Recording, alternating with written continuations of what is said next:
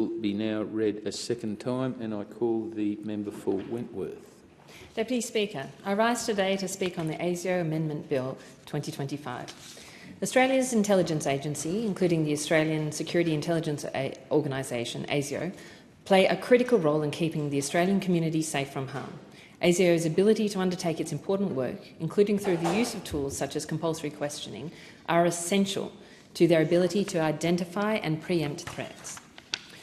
But the powers that they have are significant, and I believe they should be subject to close and regular scrutiny to ensure that ASIO is undertaking its work in line with the expectations and needs of the day. As a parliament, we have a responsibility to ensure the powers with which we equip our security agencies are proportionate and necessary. This is why I take very seriously the opportunity to examine this bill. This bill proposes to considerably expand the compulsory questioning powers contained in the Australian Security Intelligence Organisation Act 1979 and to make these powers permanent rather than subject to sunset every 3 years. The compulsory questioning framework was introduced in 2003 following the September 11 attacks, when many countries, including Australia, were faced with a new reality. We felt the imperative to ensure that our national security agencies had the tools they needed to collect intelligence to pre-empt and disrupt plans of terrorism. The compulsory questioning powers became an important part of our ability to do that. In light of the extraordinary nature of these powers and to ensure that they were only used judiciously and sparingly, the Parliament legislated a sunset period so the powers would be subject to regular review.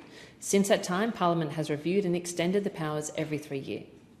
The bill proposes to go further now, removing the sunset provision entirely and so making these powers permanent. It also expands the scope of adult questioning warrants to cover new grounds including sabotage and threats to Australia's territorial or border integrity, a significant widening beyond the original focus on acts of espionage and terrorism.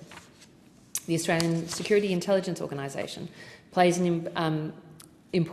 a very important role in upholding Australia's national security, in identifying and disrupting threats and keeping Australians safe. ASIO's compulsory questioning powers are extremely important, and I should note that there is no suggestion that these powers have been used improperly or excessively in more than the 20 years that they have been in place. But it is not something we should take for granted. We cannot, I don't believe honestly, we should take a set and forget approach to the significant powers with which we entrust our national security agencies. These powers are extraordinary and so should remain so. So I urge the government to consider not making these powers permanent. I support the renewal of these powers, and more so than ever, given the devastating terrorist attack in my own community. But I do think, given how broad and powerful these powers are, I urge the government not to remove the sunset clause, but to retain the sunset clause. Compulsory questioning is something that I don't take lightly. Under these powers, ASIO has the ability to force someone to answer questions at risk of penalty, including if they're a minor. I take very seriously the submission of the Law Council of Australia regarding this legislation, which noted, among other things, that compulsory questioning was never intended to be made permanent and that a regular review is a critical protection. The passage of time alone should not transform an extraordinary power into an ordinary one. The sunset clause has functioned, I believe, very effectively until now as a safeguard against misuse, and I haven't yet been proposed, I think, a credible case to change this in this bill.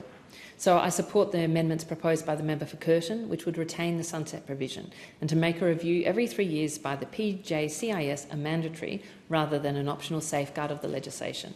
Until such a time as the PJCIS has an independent member, it is particularly important that the committee can be counted on to review significant legislation such as this bill as a matter of requirement, rather than according to the preference of the government of the day. I also am concerned by the bill's failure to wind back the provision for ASIO to compulsorily question minors and support the amendments proposed by the member for Warringah to sunset the minor questioning provision. Again, these are sunsets, which I think are appropriate. I acknowledge the advice from ASIO and others that people are being radicalised younger than ever before. I recognise that threat and that minors represent a substantial proportion of their caseload. But the Law Council has raised the ability to compulsorily question minors has a potentially to significantly trespass on the human rights of a child. ASIO and the Department of Home Affairs have themselves accepted that there are less intrusive ways to collect intelligence from minors, and that by the time the minors' activities reach the threshold of warrant for compulsory questioning, the matter is better dealt with the police. Of course, the ideal scenario is that the young person would have been successfully de-radicalised long before this point is reached, but that is a topic for another time. The anti-Semitic attack terrorist attack in Bondi Beach tragically reminded us that radicalisation and extremism remain pervasive threats in our society. Bondi showed us that we cannot take for a moment the safety of our community from terrorism. We need to do everything we can to stamp out terrorism and radicalisation, while also preserving our social cohesion and civil liberties. This is a difficult balance to strike, and something that we must regularly re-examine to ensure that we're getting the balance right. By the nature of their work, ASIO operates in a way that most Australians have little idea of what's going on behind the scenes to keep them safe. But the Australian people do deserve to have the confidence that the powers we equip the security agencies with are not being set on default mode. And it's precisely because these powers are so extraordinary and because ordinary citizens have so little visibility of ASIO's work that the powers, I do believe, should be subject to regular review by Parliament. So I think that this is really what I'm urging the government to do, is to remove to retain a sunset provision. I think that is a really important part of this bill, and to accept in particular the amendments by the member for Curtin. Thank you. The question is that this bill be now